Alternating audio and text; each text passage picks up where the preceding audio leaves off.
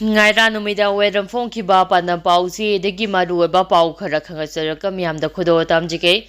Amit Shah gi free movement gi wafam kampopi da adem bata khre kampopi landu na chat pangam khidrei phausi khongsa chu chalan khidrei security ki gari mai tha khre kuki naha amasire ni Mizoram sokle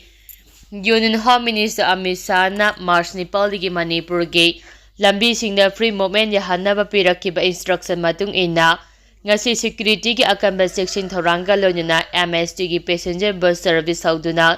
National Highway 2 da Sanapati tamna chachkiba bus kampopi district ki mafam kayada masing yamlaba kuki singna lambi thingbadagi lanthok satpangam khidrei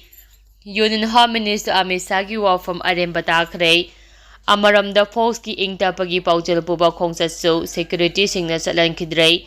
Rapid Action Force RAF na tongba minibus ama Kuki singna mai thaki bagalonina security force ki makedege lambi thingba kuki nupi nupa sing takhaina ba honabada tia kya sel sing kap ki bagalonina khongjang jangchilaba kuki sing ki marakta mioi ama sikhi bagalonina Mizoram aso apanangkhre asopa sing gi manung da taraga tarukti phibam luna sokki haire center government lakholapa thorangi makhada ngasi ayu Imphal ge international airport ge passenger bus service amade helicopter service lamthaki masing yamlaba security force na ngak sendu lamthaki barusing adude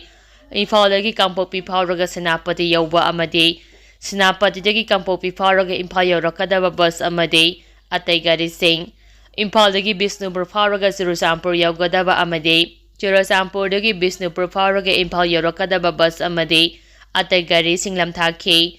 route sing asigi manungda National Highway 2 da Imphal gi kampopi district phawraga Senapati yawna sakadaba bus amadi atai gari sing kampopi district ki mafam kayada masing yamlaba kuki nupa amasung nupi sing lambi thingba kalonyana saung irang tholakhibane aduba atai route ki oina di haujimaki oina irang thopagi pau leitre Imphal gi lamtha duna Senapati yawgadaba bus amadi atai gari sing gi khongsat mapung phandanaba masing yamlaba kuki sing na ngasi ayu anganbadagi hauna Tholotuna Morbong Gampi Pai Kaithel Manbi amadi proper kampopi de lambi thingbagi thabak sathaki lambi da gari chatpa yadanaba nung uwa paichinbaga lonana tayar mai thaduna thamki lambi chatpada apanba ayepa thoandana bahaduna kampopi gi tunga ba mafamsingda masing yamlaba forcing deploy tawduna thamlabasu kuki nupa amasing nupi singna singthaktagi National Highway da nungjau sing interaktuna lambi thingbagi thabak sathaki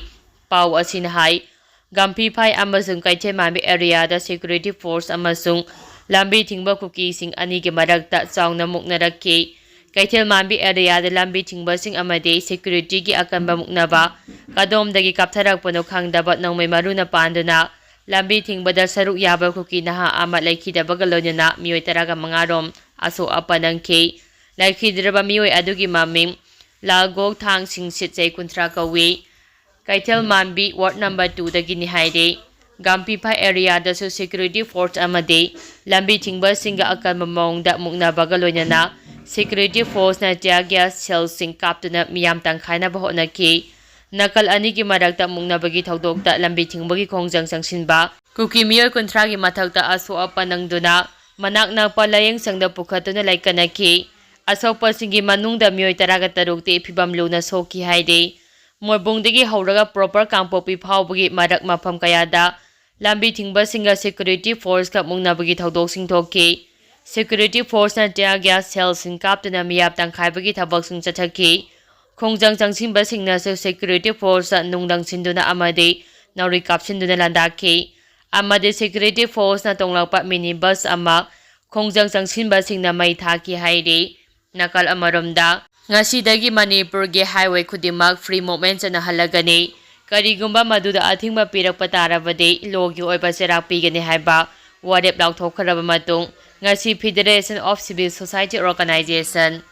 Fox ka chaminariba lopsinga peace lily chatnaba lakpada security force singna athingba pirakpadegi khongchat mapum phan kidrei kabo laikada leiba Fox ki office tagi ngasi yupung nipa makhai tabada lamtharaba matung Peace Lily adu chatnaba thorakpada security force singna lenga ki ayaba yaude haidina thingduna thamki athingba marakta Fox ka chatminariba lupsingna मागी गाड़ी Singh थौदुना चटपा हौनखि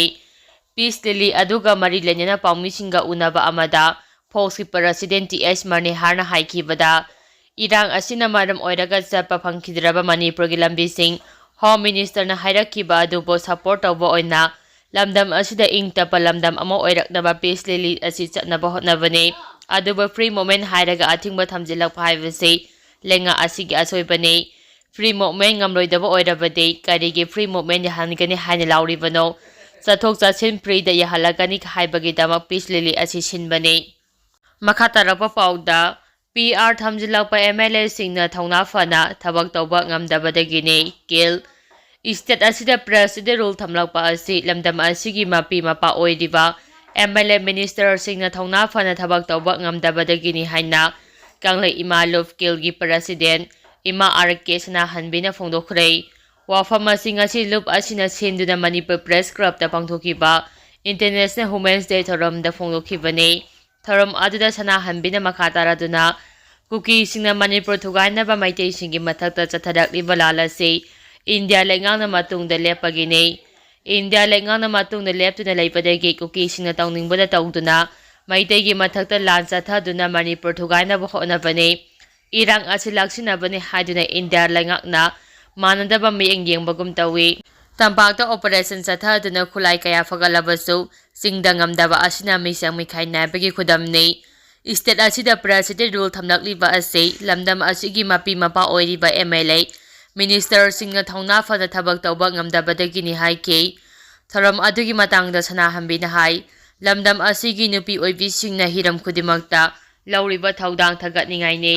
Manipurgi nupi singna lauriba thaudang asi malemda leiramoi haiki ngasigi tharam aduda kilgi president R.K. Sanahanbe Jinimski hanagi director Raisram Diben UCM amasung kokomigi senior consultative member Yumnamsa Dilip Kumar College of Nursing Rimski principal Professor Aizadumna Amade DMU ki Environmental Science ki Associate Professor Dr. Narem Sarita Devina President member oina saruyakhibaga loina nupi khunagi matangda wafam kaya phongdoknakhi makha tarapa pauda Mizoram CM gi thongda center na machin kanglakle Myanmar gi lalrup sing punchinaba agreement sign tawnabada Mizoram gi chief minister Doha mama sa saruyakibagi matangda center lenga ki maikai degi machin kanglakle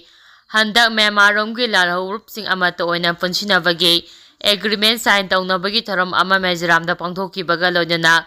tharam aduda Mizoram gi chief minister Doha ma saruk yakhibagi matangda center government na pakumpira duna